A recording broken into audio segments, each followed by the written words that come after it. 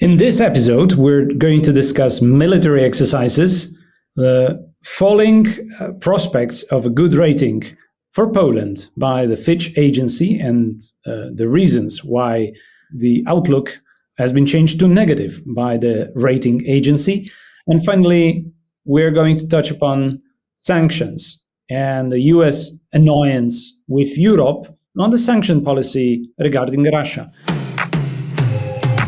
Welcome to the Visegrad Insight podcast. We bring you global experts on the future of democracy, security, and economy. The leading voices from Central Europe and on Central Europe. Hosted by editors of Visegrad Insight. Powered by Publica Foundation from Warsaw, Poland. My name is Wojciech Przybylski. I'm editor-in-chief of Visegrad Insight. And I'm Stash Kaleta, editor of the Weekly Outlook. And we'll get you into speed with our editorial discussion. Today, we are recording this episode on the 8th of September, Monday. In the morning, we have released our Weekly Outlook. So if you're a subscriber, you can already have it in your mailbox or access it on our website. And we had quite a longish discussion, editorial discussion in the early morning hours of this Monday, discussing what exactly? I mean, the significance of the US decision leaked by Financial Times that is about to cut the Baltic initiative, military security initiative for Baltics, and pull US personnel and financial resource from the three republics, members of NATO and EU, otherwise being reinforced by European and Canadian members of NATO with their battalions stationing in those countries, and we were discussing how to read that move, right? I mean, that was the significance of it, and also the timing, of course. That has put a lot of people in Central Europe on edge, that America is perhaps withdrawing. Yeah, exactly. I mean, so the big quote that I included in the Weekly Outlook was from the Estonian president, Alar Karis, who, first of all, he said that Estonia is prepared to send troops to Ukraine as part of the coalition of the willing. So ongoing talks about Ukraine, this is an important context, and these heightened tensions that you're talking about talk about security guarantees. But the other thing, as you said, is the Pentagon review of its global force posture and whether it will withdraw the soldiers it has stationed in the Baltics. And on this point, he said nations like Estonia have to be prepared for any scenario as Trump contemplates drawing forces from countries bordering Russia. So this was kind of the alarmist concern that, we're hearing the US are going to withdraw its soldiers. Yeah, wait. But how many soldiers US already has in the Baltics? Because then we check the website, right? Exactly. And 2,000 soldiers is the answer. So not very much, essentially, is what we're saying. I mean, that is essentially a concept of the tripwire, something that was a concept of defending Europe or eastern flank of NATO some 10 years ago. By now, it doesn't make sense that much, probably, especially have other troops in the sense of having soldiers that could potentially be casualties of war should a country be attacked, and that would trigger also public opinion in those countries, but also the state apparatus into defending the allies, but also the reputation of the country involved. But you speak of 2,000 troops US has in those countries. None of them are the framework nations or the participating national troops from NATO countries in the Baltics. So what are those troops doing? Well, it's a good question. That's why I suppose it's being reconsidered. I mean, the other point I wanted to make was that while we're hearing about this withdrawal and these alarmist concerns, we also have these major exercises happening in the Baltics this week and ongoing through September and October. So one of them is nicknamed Exercise Tarasis, and I love these powerful names. This is UK forces leading the Joint Expeditionary Force, drilling allied cooperation from the Arctic Circle all the way to the Baltic Sea. And then the other one is Germany leading this major quadriga military exercise of NATO troops to Lithuania. So we're seeing UK and Germany playing a major role in both Latvia and Lithuania. And I think that's the key here, is that this is a show of strength, from NATO allies, not from the US. And for all these alarmist concerns, there is this real show here of power. Yeah, you wanted to jump in. Yeah, I wanted to mention that, of course, it takes place in a very specific moment. We already talked about it earlier, that the Zapad exercises, exercises that previously Russia used to cover the preparations for the invasion of Ukraine from the north of the country, so directly launching it on Kiev, have been also concealed under Zapad exercises, and ever since those exercises are taking place, they raise eyebrows. But I think we have a bit different posturing here from Russia, and I think that is also important. This is not necessarily concealing preparations for immediate attack, but this is a demonstration of force capable to sustain a long military effort on the western direction. So, in case Russia decides to go on an offensive and go against the countries in the west, and they want to demonstrate that they're capable and they have the ability, despite the resource used and wasted in trying to capture Ukraine's territory. This is about demonstrating the commitment to this long-term objective. Russia claims it is not bothered by sanctions. It is not bothered by all the obstacles that the West has been putting against it, or maybe, as we will probably talk in this podcast in a moment, these sanctions and economic hurdles are not hurting Russia enough. Yeah. We will touch on this. The other thing I was just going to say, to add to what you were saying about the Zapad exercise, exactly. It's about the military posturing, and it'll be really interesting to see what Russia and Belarus do in these drills from the 12th to the 16th of September. I mean, on the one hand, they're going to be the most limited ever, because obviously Russia's troops are very stretched. And, Ukraine has said they're not concerned about the drills in the same way they were in 2022. On the other hand, this is an opportunity to intimidate. And so there could be something like, emphasis on nuclear capabilities, or the Oreshnik missiles that we've heard about before. So exactly, like you said, this longer, wider war, will be interesting to see how Russia indicates that. The other thing I was going to say, while we're talking about US troops stationed on NATO's eastern flank, is to also make a distinction between, these troops stationed in the Baltics and the troops stationed in Poland, which I think was, we don't want to talk about this too much, but an important point from the Karol Nawrocki visit to Washington last week, where he secured the presence of those troops in Poland, which they are in fact key in that country, I think, and valuable. I think you would agree with that. Yeah, they are, but we have to understand also how this works. And we have along the NATO's eastern flank, which probably shouldn't be called a flank. It should be simply the territory NATO defends against one of the adversaries that is there, and it extends over thousands of kilometers by now. So against Russia, those countries have framework nations, and there are British soldiers, Canadian, German stationed in the Baltics, and contributing nations from all over the alliance also support those forces that are there. But in Poland, it's actually a U.S. Contingent of troops, and in Poland, these are American troops, and American troops are also participating in Bulgaria and in Hungary. And I don't think that there will be specific plans to withdraw them from either of those countries. Exactly. I mean, and to mention another military drill we're seeing now, Poland has launched its biggest military exercise of the year, called Iron Defender 25, another great name. This is again to hone NATO preparedness for a potential attack, and this will involve US. They're called the US V Corps, involving around 34,000 personnel overall. and really highlighting this East Shield defense is designed to deter and defend a Russian attack. So exactly, all of these military drills, and interesting to look at the role the US really plays in these different places. Hi, if you're enjoying this episode, why not subscribe to Visegrad Insight? This gives you access to all our latest content online, as well as to our live and online events. You can use our special promo code for Visegrad Insight podcast listeners to get 35% off.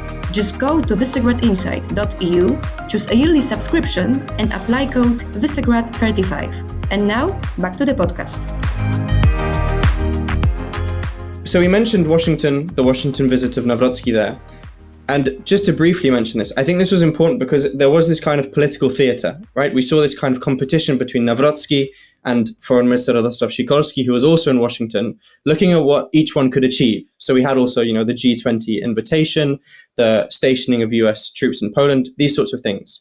What's interesting is that this clash between government and president is having lots of different effects. We've talked about this before in terms of vetoes, but another effect is financial. And actually, we saw this quite clearly last week, I think, because Fitch Ratings revised Poland's outlook to negative from stable last Friday, noting various things: wider than expected deficits, a lack of credible fiscal consolidation plans, but also very importantly, it noted political hurdles. So in other words, more of Nawrocki's vetoes and his tax opposition, which could stop reforms ahead of the 2027 parliamentary elections. So even though, Fitch expects good GDP growth, 3.2% in the coming years, it's revised this outlook to negative as a result of this clash. And there is very little we can add to that rating. It's clearly, from the point of view of managing the country, the prospect of effective governance and reforms is going to be delayed with that kind of position of Mr. Nawrocki. The ability, especially when it comes to major fiscal reforms, it's going to be difficult. The government will have ultimately the say in shaping the future budget, the budget that Mr. Nawrocki cannot veto, the only bill the president does not have the power to veto. But setting up a budget is not enough for a country to govern. I mean, you need individually many decisions on the way to have ability to keep revenue for public services, for armaments, and for the increasing debt, which is a permanent feature of many other European countries. I mean, to the point of absurd. Like, let's have a look at France, and there the Fitch rating has been negative. The outlook for France, according to this rating agency, the Fitch agency, has been negative already for a number of months. The latest release of their report, of their assessment, was in March this year. And the situation is definitely not improving. And I'm not saying this to wish some bad things happen to anyone in comparison to Poland, but to say that,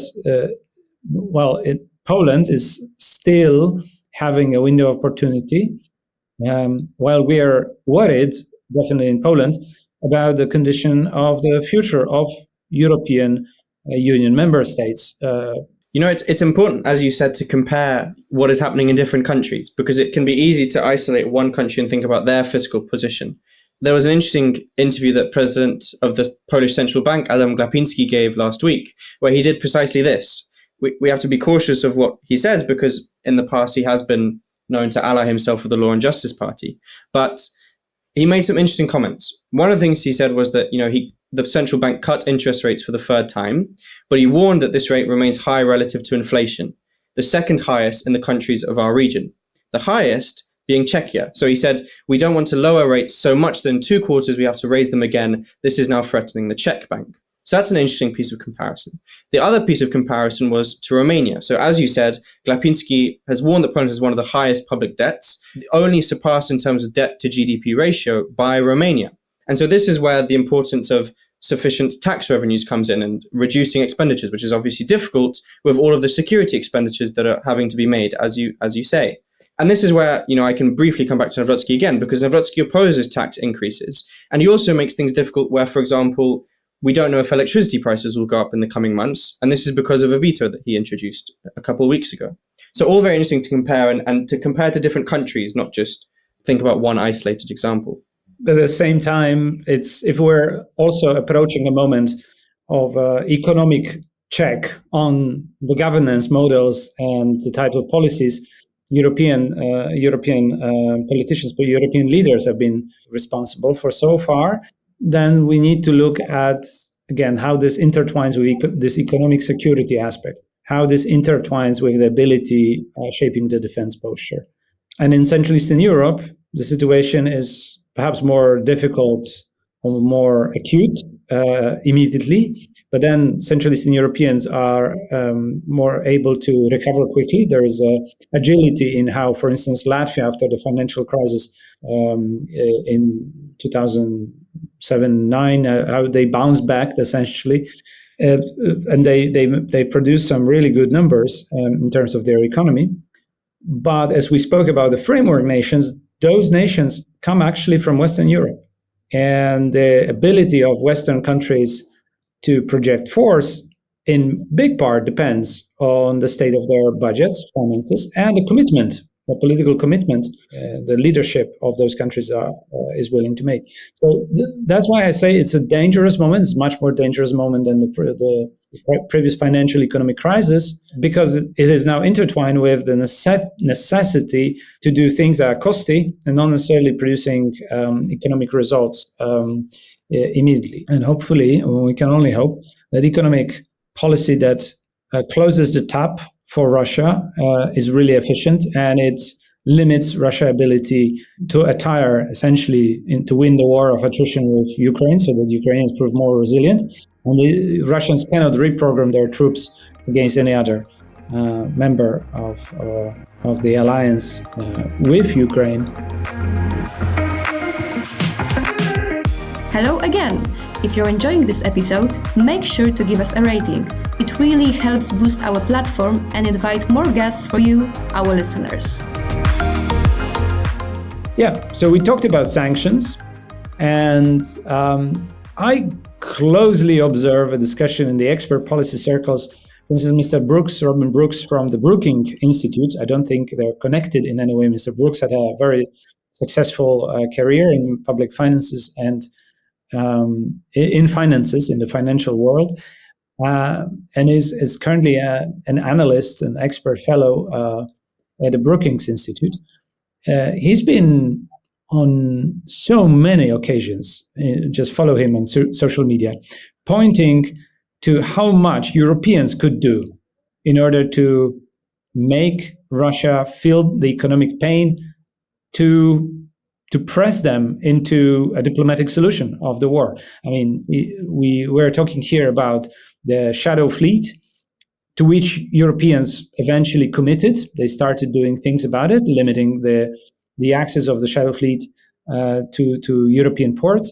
We're talking about also those amazing numbers of exports, imports, of trade, especially the kind of trade Russia used to be good at, not with Russia, but with Kyrgyzstan, Kazakhstan, and what not other Central Asia